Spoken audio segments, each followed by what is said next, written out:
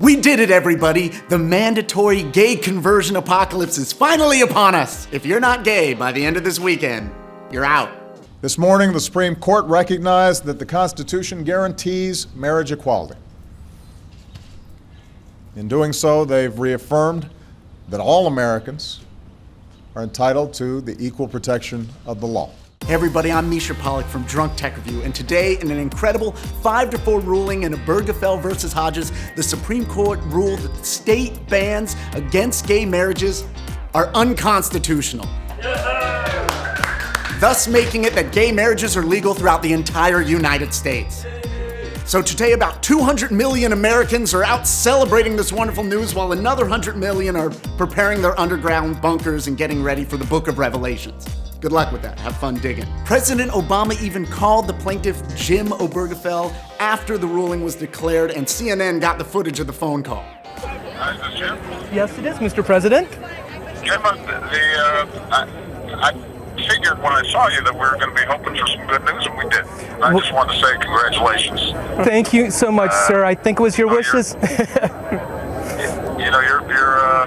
Your leadership on this, is changing the country. In his majority opinion, Justice Anthony Kennedy wrote, "The Constitution promises liberty to all within its reach, a liberty that includes certain specific rights that allows persons within a lawful realm to define and express their identity." And in his dissenting opinion, Justice Antonin Scalia took shots at Kennedy. The opinion is couched in a style that is as pretentious as its content is egotistic, and he said the ruling is a threat to American democracy.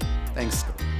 Thanks. Obviously, the internet is exploding with the reactions to this, some of them heartwarming, some of them revolting. Here are some of our favorites. Here is a photo of an elderly same-sex couple showing up to the Records building in Dallas. This is great, 80 years old. The White House changed its avatar to feature the rainbow and included the day's most popular hashtag #LoveWins. Love does. And I love this one. Here's a vine of celebrities Ian McKellen and Derek Jacobi celebrating. Well done, Supreme Court. Well done, at last. Glad you've joined the rest of us. President Obama spoke from the Rose Garden about the ruling. Progress on this journey often comes in small increments, sometimes 2 steps forward, 1 step back, propelled by the persistent effort of dedicated citizens. And then sometimes there are days like this, when that slow, steady effort is rewarded with justice that arrives like a thunderbolt. Hillary Clinton must have seen this coming, because 2 days ago a video called Equal was posted on her YouTube channel. And thanks to that work of generations, for millions of individuals, barriers that once prevented people from enjoying the full measure of liberty, I felt sad. the full experience of dignity, I felt alone. and the full benefits of humanity have fallen away. This is great. Pride.com has even shared the 16 best cat reactions to this. My favorite is number 10, that this was a historical moment and a really precedent-setting decision by these illustrious justices. Kidding. The Onion is absolutely killing it today with several amazing headlines, including "Nation's homophobic bigots pack it in" and "Supreme Court rules in favor of most buck-wild pride parade nations ever seen." And it wouldn't be a good gay marriage story if we didn't have some things of people freaking out about the end of the world as we know it, so here's our favorite of those. Republican presidential candidate Mike Huckabee tweeted, "The Supreme Court can no more repeal the laws of nature and nature's God on marriage than it can the laws of gravity." To which comedian Rob Delaney wrote, "Except it just did, you windbag." Thank you, Rob, for speaking for the people. Christian talk radio host Brian Fisher said, "From a moral standpoint, 6/26 is now our 9/11.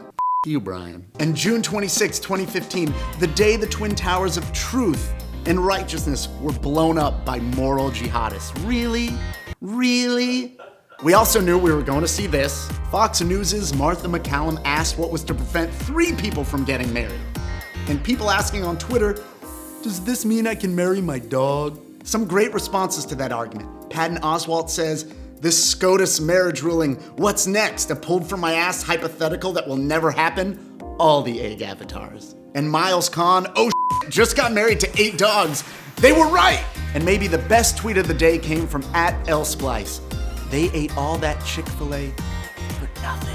Okay, everyone, it's time to hear from you. How are you celebrating this historic day? Are you out drinking, celebrating with friends, having a great time? Or are you now awaiting Obama's 4 horsemen of the communist dominion to come riding up to your door? Let us know. Please like, subscribe to What's Trending, and we will see you around the bend.